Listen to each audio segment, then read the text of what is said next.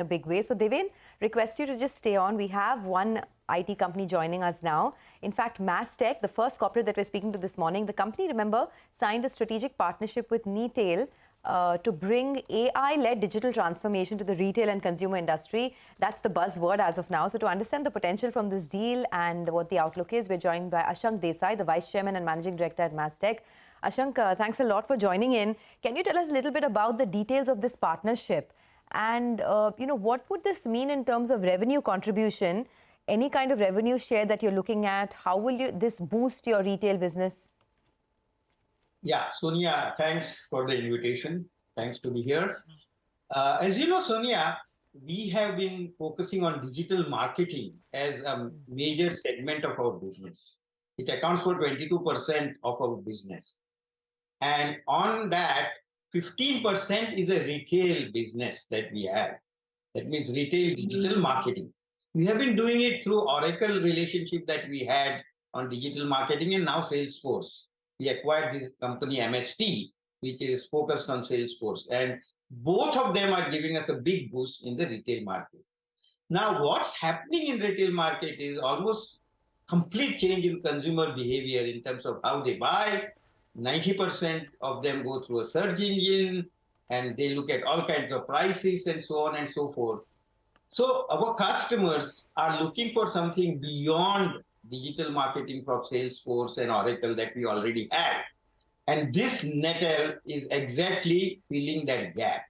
What it does is it looks at search data, it looks at competitive data, it looks at pricing, and not only gives you information, what it gives you is recommendation based on AI.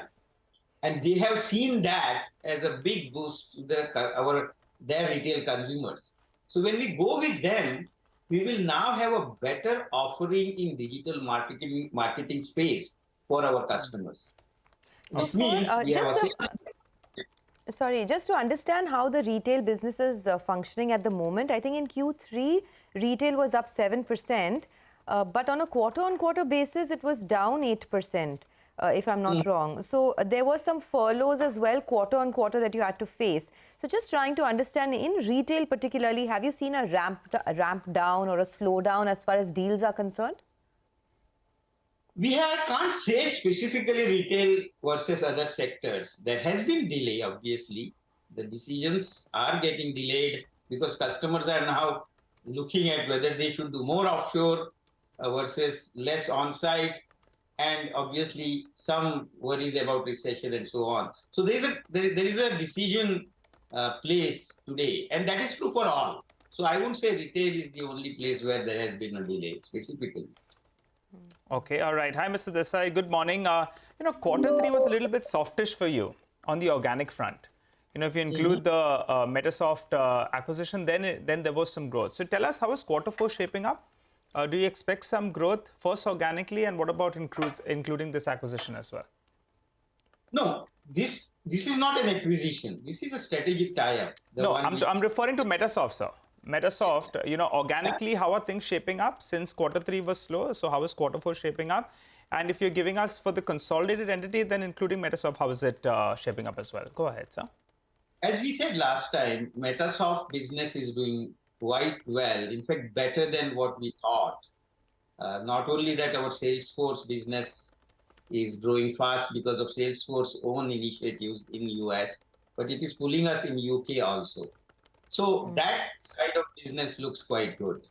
On the organic side, as we said in our calls, we have focused now to look at various components that we initiated during last 2 or 3 quarters.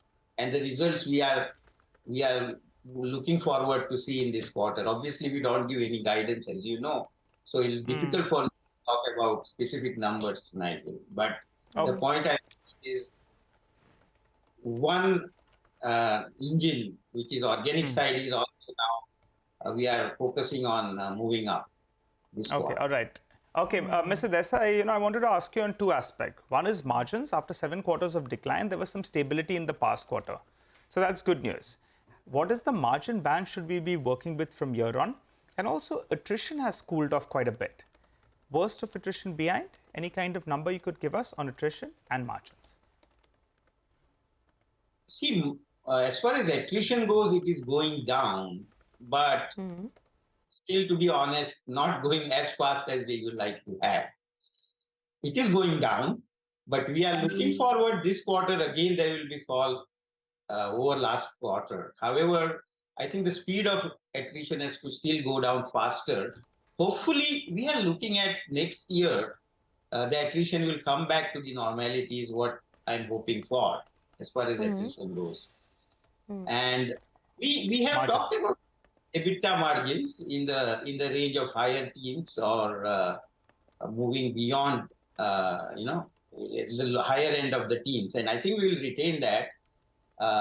We had, of course, higher than that EBITDA margins in the previous year, but we feel that we will maintain what we have talked about in our guidance and the investor call after the results in Q3. Okay. All right, Mr. Desai, we leave it at that. Thanks a lot for joining in, and hopefully things will improve the next time we speak. That's Mastek talking about the recent partnership. But I think what stayed with me is their comment that decisions are getting delayed as customers are worried about recession. So that seems to be the problem area for the IT space.